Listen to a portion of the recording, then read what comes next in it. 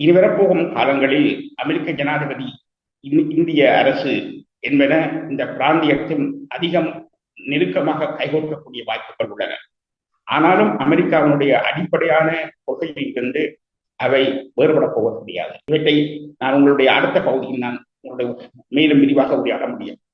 முதலாவது இங்கே உள்ள முக்கிய விடயம் என்னவென்றால், இந்த உலகத்தில் இப்பொழுது நடந்து கொண்டிருக்க பிரதானமான சில யுத்தங்கள் நிகழ்கின்றன. ஒன்று அரபு இஸ்ரேலிய யுத்தம் அல்லது பாலஸ்தீனிய யுத்தம், இரண்டாவது யுக்ரைன் யுத்தம், மூன்றாவது இந்த உலகத்தில் காணப்படுகின்ற தாய்வான் பற்றிய பிரச்சனை, ஈழத்தமிழர்கள் சம்பந்தமான இலங்கை இந்திய ஈழத்தமிழர் பிரச்சனை. இவை எல்லாவற்றையும் ஒரு சொல்லில் சொல்லலாம், லொகேஷன் வார், அமைவிட யுத்தங்கள். இந்த அமைவிடம் என்பது மிகவும் முக்கியமானது. அமைவிட யுத்தம் என்கின்ற கான்செப்ட் அரசியல் விஞ்ஞானத்தில் மிக பிரதானமானது.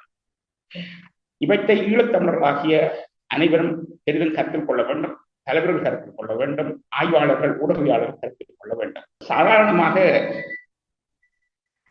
இந்த அமைவிட யுத்தம் என்ற இந்த விடயத்தை பாலஸ்தீன யுத்தம் பற்றி அல்லது அரபு இஸ்ரேலிய யுத்தம் பற்றி இப்பொழுது இஸ்ராயலுடைய பிரதமராக இருக்கும் நெட்டன்யாஹு ஒரு தெளிவான ஒரு செய்தி இந்த உலகத்துக்கு சொல்லியிருக்கிறார். குறிப்பாக அமெரிக்காவை பார்த்துத்தான் என்று சொல்லியிருக்கிறார்.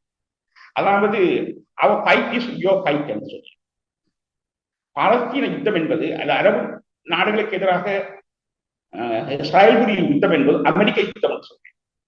எங்களுடைய வெற்றி உங்களுடைய வெற்றி, எங்களுடைய தோல்வி உங்களுடைய தோல்வி என்ற வார்த்தைகளை அந்த பேச்சில் அவர் பேசியிருக்கிறார். முதலாவது சொன்ன வசனம் அவர் ஃபைட் இஸ் யோர் ஃபைட். இதை நாம் கருத்தில் கொள்ள வேண்டும். எங்கேயோ இருக்கு அமெரிக்கா, ஆனால் இஸ்ராயல் பாலஸ்தீனத்துக்கு இடையில் உள்ள யுத்தத்தை அமெரிக்காவின் யுத்தம் என்று சொல்றேன். ஏனென்றால் அமெரிக்காவினுடைய லொகேஷன் சம்பந்தப்பட்ட யுத்தம். உலக அரசியல் ஆதிக்கத்துக்கு அமெரிக்காவுக்கு மத்திய கிழக்கு என்று சொல்லப்படுகின்ற மேற்காசியா அவசியம்.